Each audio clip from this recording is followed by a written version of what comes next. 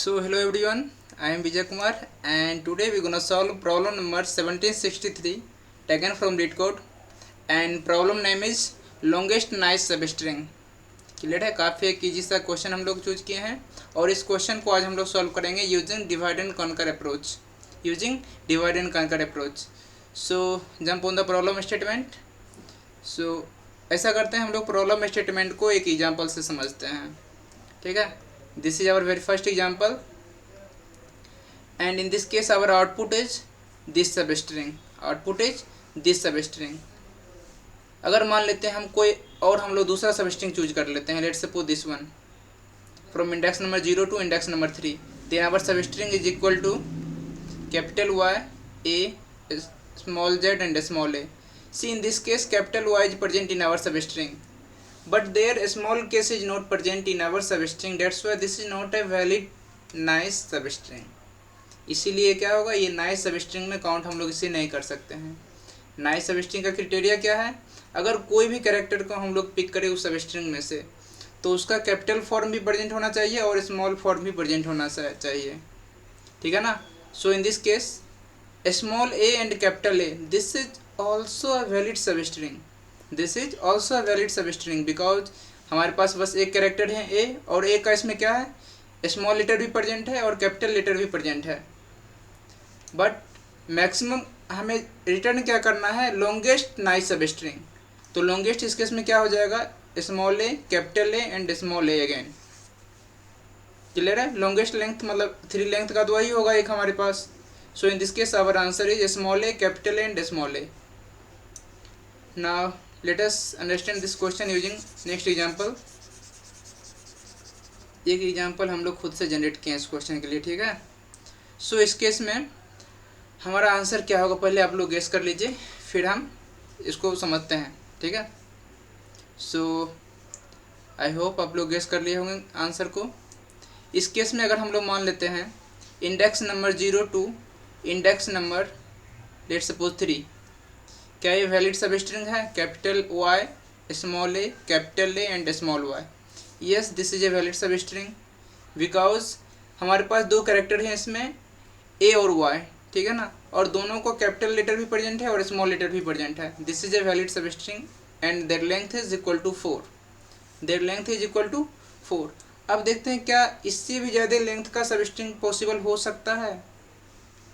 इससे ज़्यादा लेंथ का हो सकता है, बिल्कुल हो सकता है. From index number 0 to index number 4.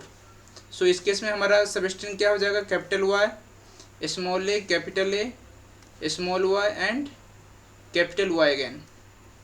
In this case again we have two character only, that is a and y, and both of the forms uppercase as well as lowercase are present in our substring and their length is greater than previous one. पिछले वाले का length कितना था, 4 length था और इस case में हमारा लेंथ कितना हुआ, 5 लेंथ हुआ.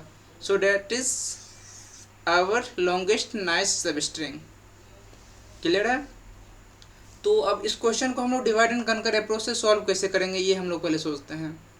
तो देखो इस क्वेश्चन को सॉल्व करने के लिए हम लोग एक फ्रीक्वेंसी मैप बना लिए हैं. क्या क्या हम लोग एक फ्रीक्वेंसी मैप बना लिए हैं. फ्रीक्वेंसी मैप का मतलब ये स्टोर करेगा कोई भी कैरेक्टर का अकरेंस कितना टाइम हो रहा है. So in this case occurrence of Y is equal to capital Y का अकरेंस कितने टाइम्स हो गया, 2 टाइम्स हो गया. Similarly occurrence of small Y is equal to 1 times and occurrence of small A is 1. Occurrence of capital A is also 1 and occurrence of P is equal to 1. ठीक है. और हम लोग इंडेक्स नंबर 0 से एट्रेट करना शुरू करते हैं अपने एरे में. अपने एरे मतलब कैरेक्टर एरे समझ सकते हो आप स्ट्रिंग को. So our very first character is capital Y. तो कैपिटल वाई तो अपने स्ट्रिंग में प्रेजेंट है. ठीक है ना. अब हम लोग देखेंगे क्या स्मॉल वाई का फ्रीक्वेंसी ग्रेटर देन 0 है, क्या स्मॉल वाई का फ्रीक्वेंसी ग्रेटर देन 0 है. बिकॉज अगर हम लोग कोई भी सबस्ट्रिंग चूज करेंगे तो उसमें क्या होगा, उसमें कैपिटल लेटर भी प्रेजेंट होना चाहिए और स्मॉल लेटर भी प्रेजेंट होना चाहिए. सो हम लोग देख रहे हैं yes this is greater than 0 equal to 1. So हम लोग क्या करेंगे, आगे मूव करेंगे. क्लियर है. अब हम लोग गए हैं कहाँ पर, इंडेक्स नंबर 1 पर and in this case our character is A. Small A है यहाँ पर. तो हम लोग देखेंगे कैपिटल ए का फ्रीक्वेंसी कितना है, either they are non zero और they are equal to zero. Yes, they are non zero. So हम लोग फिर आगे मूव करेंगे, इंडेक्स नंबर 2 पर जाएंगे। ध्यान रखना हम लोग जीरो बेस्ड इंडक्शन का बात कर रहे हैं यहाँ पर। तो कैपिटल ए आया है यहाँ पर, तो फिर अब हम लोग स्मॉल ए का फ्रीक्वेंसी देखेंगे। They are non zero, yes they are non zero, that's why again go ahead. Index number 3, this is small Y, check frequency of capital Y, this is non zero, by sure this is equal to non zero. Capital Y का frequency कितना है, 2 है यहाँ पर। Now our next index is index number 4, index number 4। So in this case our character is capital Y, character is capital Y. तो हम लोग देखेंगे स्मॉल वाई का फ्रीक्वेंसी, क्या ये नॉन जीरो है? हाँ, ये हमारी फ्रीक्वेंसी क्या है, नॉन जीरो है। So our next index is last one, and in this case our character is small P, character क्या है, स्मॉल पी है। और हम लोग देखेंगे क्या कैपिटल पी का जो भी फ्रीक्वेंसी है क्या वो नॉन जीरो है या फिर जीरो है। कैपिटल पी तो प्रेजेंट ही नहीं है हमारे फ्रीक्वेंसी मैप में, that's why their frequency is equal to zero. तो ये तो बात श्योर हो गया। देखो अगर हम लोग इसको तो अब फ्रीक्वेंसी मीन्स सब स्ट्रिंग में काउंट नहीं कर सकते हैं, क्योंकि इसके करस्पॉन्डिंग जो भी कैरेक्टर होना चाहिए, स्मॉल पी है तो कैपिटल पी होना चाहिए, और उसका फ्रीक्वेंसी क्या है, उसका फ्रीक्वेंसी है जीरो। तो अब दो ही पॉसिबिलिटी है, या तो इसके लेफ्ट साइड वाले सब स्ट्रिंग में हम लोग चेक करेंगे और इसके राइट साइड वाले सब स्ट्रिंग में हम लोग चेक करेंगे विच वन इज वैलिड। अगर लेफ्ट वाले से आंसर आएगा तो हम लोग लेफ्ट वाले में आंसर में पुट करेंगे, और अगर राइट वाले से आंसर आ रहा है तो फिर हम लोग राइट वाले में पुट करेंगे आंसर, ठीक है ना। और आंसर होगा क्या, हमें फाइंड करना है लॉन्गेस्ट नाइस सब स्ट्रिंग। ऐसे जितने भी पॉसिबल सब स्ट्रिंग होंगे उन सारे में से मैक्सिमम लेंथ वाले हमारा आंसर होगा। क्लियर है। सो लेफ्ट और राइट वाले में से जिसका लेंथ ज़्यादा होगा डेट इज़ आवर आंसर, वो क्या हो जाएगा, हमारा आंसर हो जाएगा। सो कोड के थ्रू समझते हैं अब इसको। कोड काफ़ी सिंपल होने वाला है इसका, क्योंकि ये काफ़ी इजी प्रॉब्लम है, एक तरह से कह सकते हो आप लोग। So yes, in this question, one second, yeah, in this question we had created a unordered set। हम लोग क्या मीन्स क्रिएट किए हैं, एक अनऑर्डर्ड सेट क्रिएट किए हैं, और शुरुआत से स्ट्रिंग में हम लोग आइटरेट करेंगे। For each character we gonna insert our character inside our set. Set में क्या किए हैं, सारे कैरेक्टर को हम लोग एक एक करके इंसर्ट कर दिए हैं, ठीक है।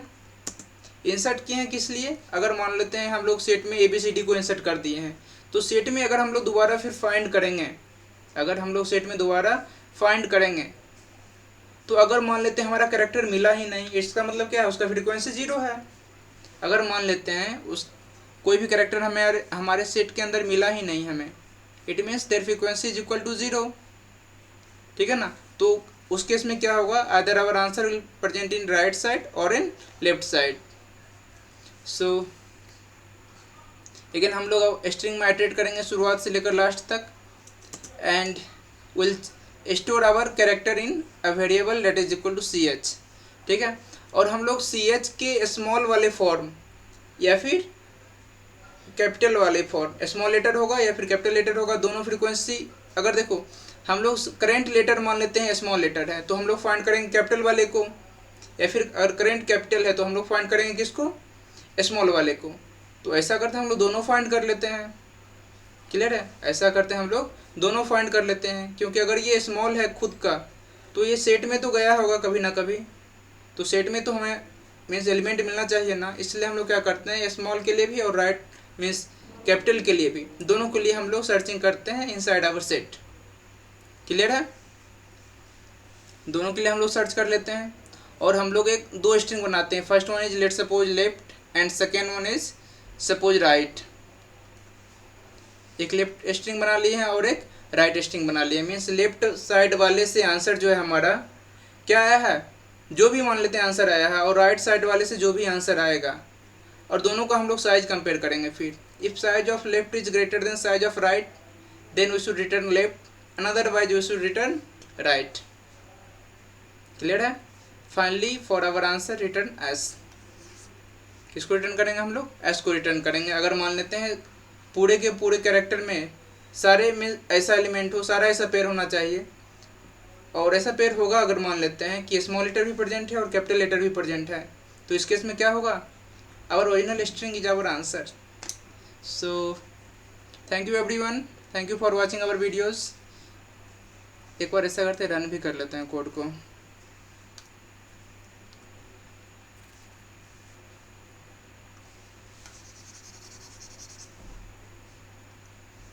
चलो, so thank you guys, our code got accepted.